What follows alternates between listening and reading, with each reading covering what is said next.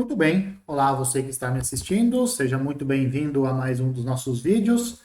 Vamos dar início então à parte 3 da nossa aula de número 11 do curso de aritmética do Prof. Mat, beleza? Essa aula de número, essa terceira parte dessa aula, então ela está intitulada como Álgebra das Classes Residuais, módulo E, certo? Então esse é o título da aula. O objetivo principal é determinar uma aritmética, né, ou então uma estrutura algébrica, na verdade, no conjunto das classes residuais módulo M, que nós batizamos de ZM. Né? O ZM é o conjunto das classes residuais módulo M, e sobre esse conjunto, então, nós queremos construir ou queremos determinar uma estrutura algébrica. Né? Nós queremos determinar uma certa aritmética. Né? Então, esse é o principal objetivo. O que nós vimos no vídeo anterior? Que, dado um número inteiro m maior do que 1, existe m classes residuais distintas, que são as que importam, né? As distintas é que importam. Não importa se você encontra duas classes iguais, escolhe uma delas, né? Então, classes residuais distintas, existe módulo m, existem m, né? A classe do 0, a classe do 1, etc., até a classe do m-1, né? Ou seja, então, o conjunto das classes, que nós chamamos de Zm, ele é dado por esse conjunto aqui, exatamente pelo conjunto das classes residuais distintas, módulo M, tá certo? Então esse cara é o nosso ZM. Esse piercing aqui, o piercing M, ele indica duas coisas, ele indica sobre qual número inteiro você está considerando as classes, e ele também diz quantos elementos tem no conjunto das classes, tá? Uma característica importante desse conjunto é que ele permite que nós transformemos congruência desse tipo, né, A congruente a B módulo M, numa igualdade desse tipo, né? Por quê? Porque nós vimos que uma das propriedades da relação de congruência, né, que é uma relação de equivalência, é que dois elementos estão relacionados somente se as classes são iguais. Né? Essa é uma propriedade geral de qualquer relação de equivalência, em particular dessa relação de congruência aqui que nós estamos estudando, né? Outra característica importante é que nós podemos definir uma operação de adição e uma operação de multiplicação nesse conjunto de classes. Né? Então, isso é o que nós vamos ver agora. Como é que você faz a adição de classes? Então, vamos lá. Como que você definiria? Se você pudesse ter a liberdade de escolher como vai ser definida a adição de duas classes, como que você definiria? Pensa um segundinho, dá uma pausa no vídeo e pensa. Como que você faria? Pensa nas horas do dia. Né? Como é que você faria nas horas do dia? Né? Então, para definir a soma de duas classes, provavelmente você pensou nisso. Né? A soma das classes é a classe da soma. Né? Então, a classe de A mais a classe de B é a classe de A mais B. Aí você fala assim, mas esse A mais B, ele extrapolou o M, que acontece com as horas do dia, né? 20 mais 8, lembra do 20 mais 8? 20 mais 8 é 28. Daí o que nós fizemos para ver qual é a hora do dia? Nós pegamos e subtraímos 24. Né? Então, se o A mais B aqui ele extrapolar o M, você subtrai M. Se o número resultante continua sendo maior do que M, você subtrai M de novo. E assim por diante. Tá certo? Então, assim você vai fazendo até você encontrar um elemento que cai, uma classe que caia dentro do Z. Certo? E a multiplicação? Como que você define a multiplicação? O que seria a classe de A vezes a classe de B? Aí você fala assim, bom, se a soma das classes é a classe da soma, então o produto de duas classes provavelmente é a classe do produto. E exatamente essas são exatamente as duas operações que nós definimos no conjunto das classes no ZN. Tá certo? Um exemplo rápido aqui. Os D6, por exemplo, é formado pelas classes de 0 até 5, né? 0, 1, 2, 3, 4 e 5, essas são as classes. E aí nós temos, por exemplo, 3, a classe do 3 mais a classe do 4 é a classe do 3 mais 4. A classe do 3 mais 4 é 7. Aí você fala assim, putz, 7 extrapolou o 6, né? Então, a classe do 7, aparentemente, ela não está aqui dentro. Ela só está disfarçada, ela é igual à classe do 1. Né? Então, subtrai do 6, do 7, você subtrai 6, você obtém a classe do 1, e aí pronto, agora o 1 sim, ele aparece aqui dentro, sem disfarce, né? A classe do 7 está lá dentro, só que ela está disfarçada, a classe do 7 é igual à classe do 1. E, portanto, você tem a soma. Então, a classe do 3 mais a classe do 4 é exatamente a classe do 1. A classe do 0 mais a classe do 5 é a classe do 0 mais 5, né? Só que 0 mais 5 é o próprio 5, então você percebe que esse sujeito aqui, ó, ele faz uma espécie de papel de elemento neutro, né? Ele faz o papel de 0, por isso que é a classe nula, né? Aqui no lugar do 5, você poderia ter colocado 1, 2, 3, 4, o próprio 0, sempre daria a classe que você está somando aqui. Tá?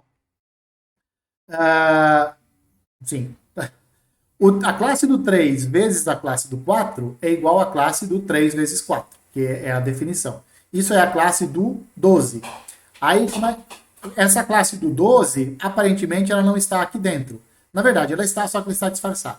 Como é que você sabe qual dessas classes aqui é a classe do 12? Você subtrai 12, deu a classe do 6. A classe do 6 está lá dentro, mas está disfarçada. Subtrai 6 de novo, deu 0. Então, a classe do 12 é igual à classe do 0, né? Ou você pode ver também que o 12 é múltiplo de 6, né? Como o 12 é múltiplo de 6, então a classe do 12 é igual à classe do 0.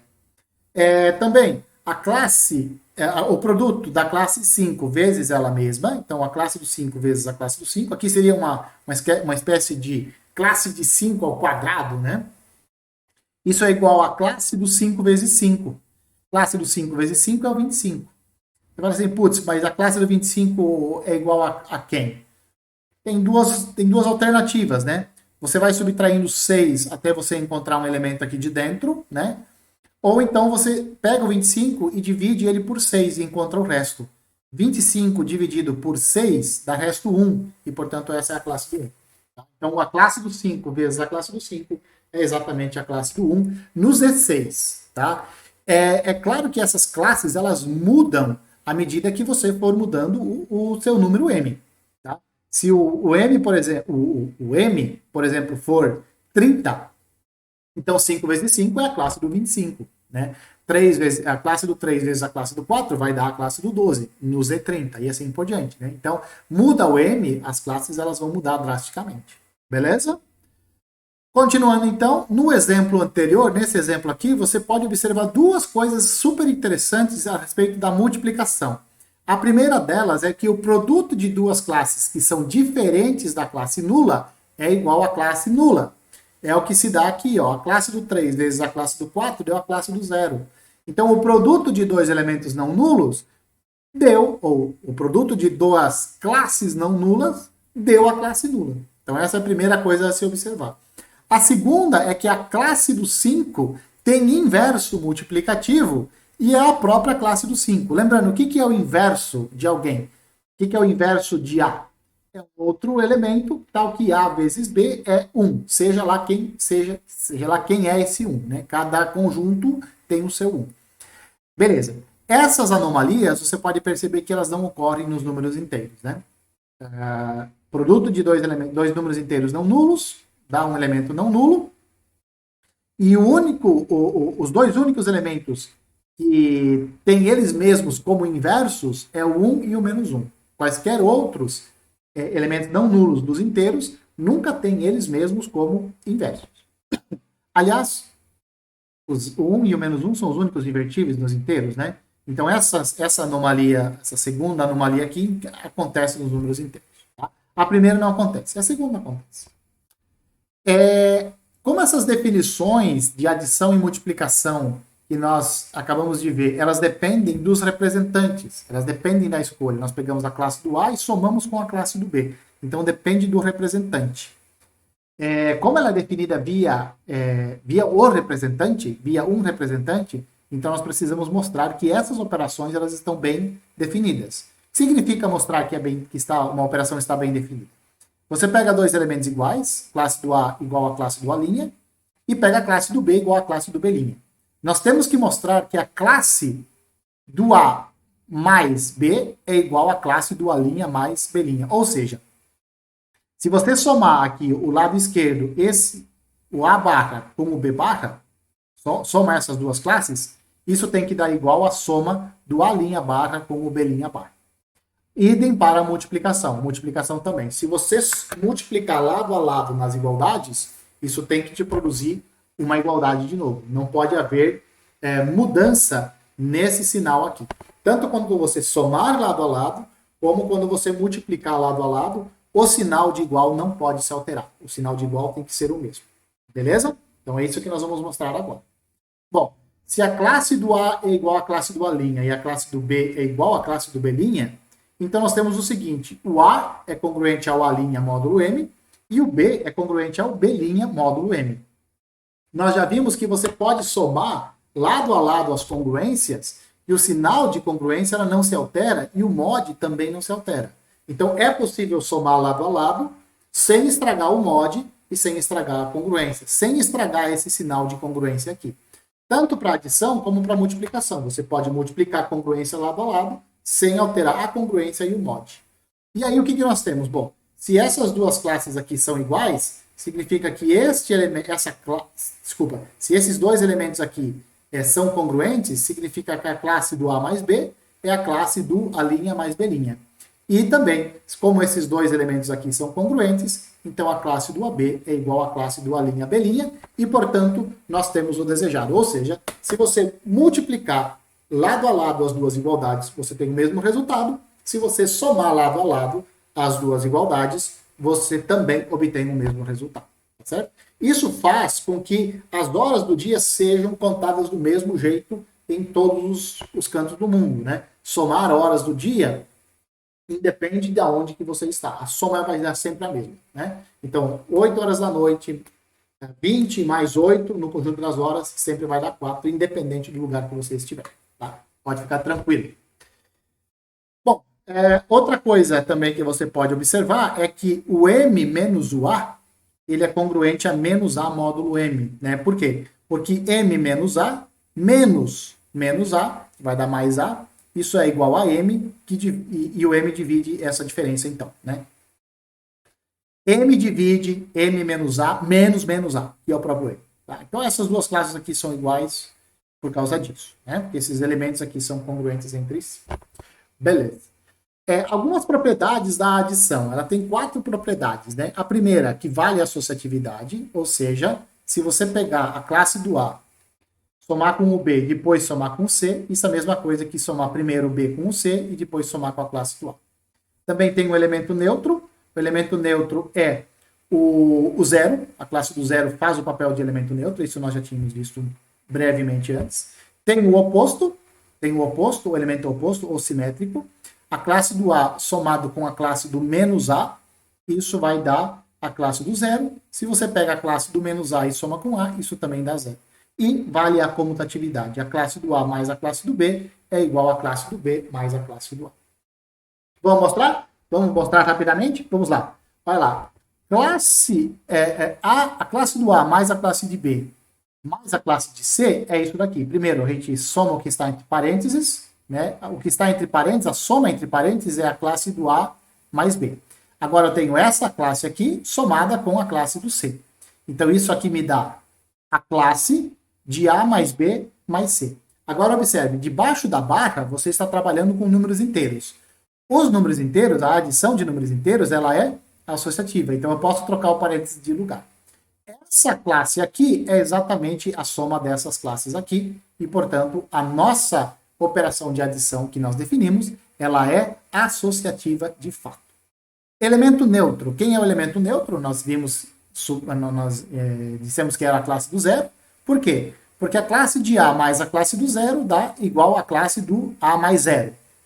E isso aqui é exatamente a classe do A. Porque debaixo da saia você está trabalhando com números inteiros. Um número inteiro mais zero dá o próprio número inteiro.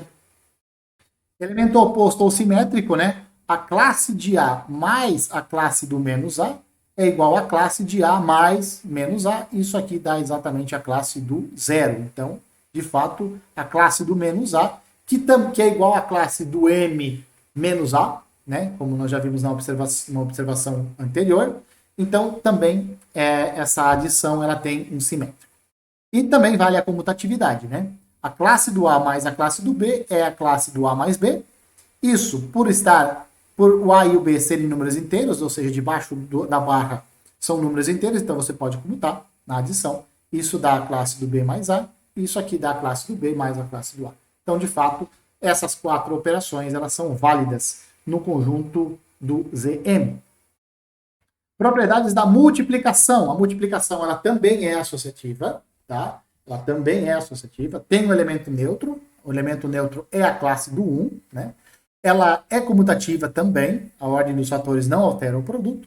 E ela é distributiva em relação à adição. Ou seja, a classe do A multiplicado por B mais C é a classe do A vezes a classe do B mais a classe do A vezes a classe do C. Essa distributiva, ela vale tanto à esquerda quanto à direita. Por que vale? Porque vale a comutatividade. Então, como vale a comutatividade, basta você verificar a distributividade a um lado. A multiplicação por zero, se você pega qualquer classe e multiplica pela classe nula, isso também vai te dar a classe nula. Então, essas são as propriedades. Nós não vamos demonstrar, porque as demonstrações são muito parecidas com aquelas que nós vimos lá para a adição, beleza? Então, nós não vamos fazer essas demonstrações aqui, vai ficar como exercício para vocês. É bastante simples, tá? Bom, agora a definição formal do que vem a ser um elemento invertível, né? Então, a classe do A, ela é dita invertível se existe uma classe C, uma outra classe C, também no Zm, tal que a classe do A vezes a classe de C dá a classe do 1, né? Nesse caso, nós vamos dizer que o C é o inverso de A. Alguns autores usam a notação clássica para inverso, eu não vou usar essa notação, que é a classe de A elevado a menos 1. O inverso, esse C, ele é denotado por A barra elevado a menos 1, né? Que é a notação de inverso que nós estamos acostumados, né? A notação de inverso, inclusive, que você usa para racionais, né? Classe inverso, o inverso de uma fração lá, etc. Então é a notação clássica. E a pergunta que surge agora é se todos os elementos do Zm são invertíveis. E aí essa proposição está nos dizendo que não, que um elemento do Zm é invertível, a barra é invertível, se e somente se o A e o M são coprimos, ou seja, se e somente se o máximo divisor comum entre o A e o M é igual a 1, tá certo? E nós vamos mostrar isso. Significa o A barra ser invertível? Significa que existe uma classe C, tal que a classe do 1 é igual à classe do A vezes a classe de C. Só que a classe de A vezes a classe de C é a classe do AC. Então, se a classe do 1 for igual, como a classe do 1 é igual à classe do AC, isso significa que existe um C, tal que o AC é congruente a 1 módulo M. Tá certo? Então, o A barra é invertível, C e somente C. Existe um Czinho inteiro, tal que AC é congruente a 1 módulo M. Dizer que existe um C, tal que AC é congruente a 1 módulo M, significa dizer que essa equação aqui, ó, AX congruente a 1 módulo M, tem solução. E nós já vimos, essa equação de congruência aqui tem solução, se e somente se o A e o M forem coprimos, ou seja, se o A e o M tem MDC igual a 1. Então, de fato, essa proposição está demonstrada, né? Um elemento é invertível, se e somente se esse MDC aqui é igual a 1. É claro que se o P é primo, então todo elemento do ZP, exceto a classe nula, tem inverso. Por quê? Porque se você pega um A barra dentro do ZP, que não é a classe nula, então o A ele está entre 0 e M menos 1. P menos 1 aqui, desculpa, tá? Aqui é P menos 1. Então o A ele está entre 1 e P menos 1. Esse número vai ser primo ou vai ser coprimo com o P. Por quê?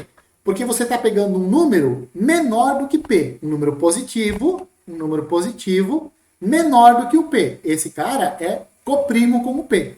Como ele é coprimo com o P, então o A e o P têm MDC igual a 1 e, portanto, o resultado segue deste resultado aqui de cima, né? Como o A e o P têm MDC igual a 1, então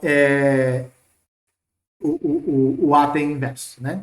No lugar do M aqui, você olhe P, tá? Eu não fiz a revisão desses slides aqui e eu copiei e colei muita coisa. Claramente eu copiei daqui de cima, né? Então, tem esses pequenos errinhos aqui, mas aqui no lugar do M é P, né? o A está entre 1 e P menos 1, então ele é coprimo com o P, e, portanto, o A barra tem inverso, por causa desse resultado que nós acabamos de ver. Como nós vimos acima, então, né? Acabamos de ver a classe do A em ZM.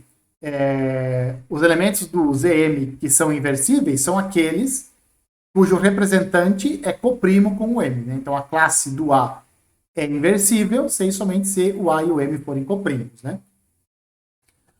Os elementos inversíveis são os elementos inversíveis, então, né, são aqueles em que o A pertence a algum sistema reduzido de resíduos. Você lembra como que você obtém um sistema reduzido de resíduos? Você pega um sistema completo de resíduos, né, joga fora todos aqueles que não forem coprimos com o M. Fica só com aqueles que são coprimos com o M. Quantos tem desses elementos? Tem φ de M elementos coprimos nesse sistema completo de resíduos, né? E assim você obtém, a partir do sistema completo, você joga fora os que não são coprimos com M, então você obtém φ de M elementos que são coprimos com M. Cada um desses elementos que é coprimo com o M tem inverso. E, portanto, no ZM tem quantos elementos inversíveis? φ de M elementos inversíveis. Quem é φ de M? Quem é φ? É aquela função de Euler que nós já vimos há algumas aulas atrás. Beleza? Muito bem. A pergunta agora é como que você determina o inverso de uma classe, né? Suponha que a classe tem inverso, como é que você determina? Para a classe ter inverso, é claro que nós temos que supor que o MDC entre o A e o M é 1, né? E se o MDC entre o A e o M é 1, então eu posso aplicar o teorema de Bezout. Eu vou encontrar inteiros R e S, tal que AR mais MS é igual a 1. Se essa soma é igual a 1, então a classe do 1 é igual à classe dessa soma. A classe da soma é essa classe mais aquela classe lá. Mas como que é definido o produto? Isso daqui, ó, a classe do AR é igual à classe do A vezes a classe do R. A classe do MS é a classe do M vezes a classe do S. Observa, a classe do M é igual à classe do 0. Então, isso, 1 é igual a isso daqui. O problema é que 0 vezes S, isso aqui vai me dar 0, né? Que é o elemento neutro da soma. Então, o 1 barra, na verdade, é o A barra vezes o R barra. Se esse R aqui, ó, que está debaixo da saia, for um número que não está entre 0 e M menos 1, se ele não está, então você pega e você divide ele. Divide ele pelo M e encontra o resto. Você vai encontrar um resto que eu chamei de B. Esse B tem a seguinte propriedade. Como ele é o resto da divisão de R por M, então a classe do R é igual à classe do B. Esse B vai ser o inverso de A lá no ZM. Tá certo? E aí você pode observar o seguinte, ó. Esse R que aparece aqui é o mesmo R de sempre. Todas as aulas que nós utilizamos R, nós usamos o R para denotar aquele elemento oriundo do teorema de Bezout, etc, etc. Se você for olhar naquela aula em que nós resolvemos as equações de congruência do tipo AX congruente a 1 módulo M, era aquele R que era a solução da equação. Não sei se você vai lembrar disso. Se você não lembra, dá uma olhada. Né? É sempre o mesmo cara que você obtém lá do teorema de Bezout. E olha quem que ele acompanha no teorema de Bezout. Ele acompanha o R. Por quê? Porque quando você calcular a classe, aqui, essa classe aqui vai sumir. Quando você calcular a classe, essa parte vai sumir. Que é exatamente o que aconteceu aqui. Né? Então, o R barra é o inverso de A lá no ZM. Se esse R não estiver aqui dentro, você divide, acha alguém, acha o resto. Esse resto, a classe desse resto vai ser, então, o inverso da classe de A. Beleza? É sempre isso. Para finalizar, então, vamos determinar o inverso da classe do 4 no Z9. E nós vamos aplicar isso daqui. Ó. Vamos aplicar exatamente isso daqui. Bom, para nossa alegria, o 4 e o 9 são primos entre si. Então, como eles são primos entre si, o 4 ele tem inverso no Z9. Como que nós determinamos o inverso? Pega o 1, escreve como uma combinação do 4 e do 9. Então vamos lá. Uma combinação do 4 e do 9 dando 1, 4 vezes menos 2, mais 9 vezes menos 1. Portanto, o 4 barra, qual é o inverso da classe do 4? É a classe do menos 2. Mas espera, você fala assim, mas a classe do menos 2 não está no Z9. Ela só está disfarçada, é a classe do 7.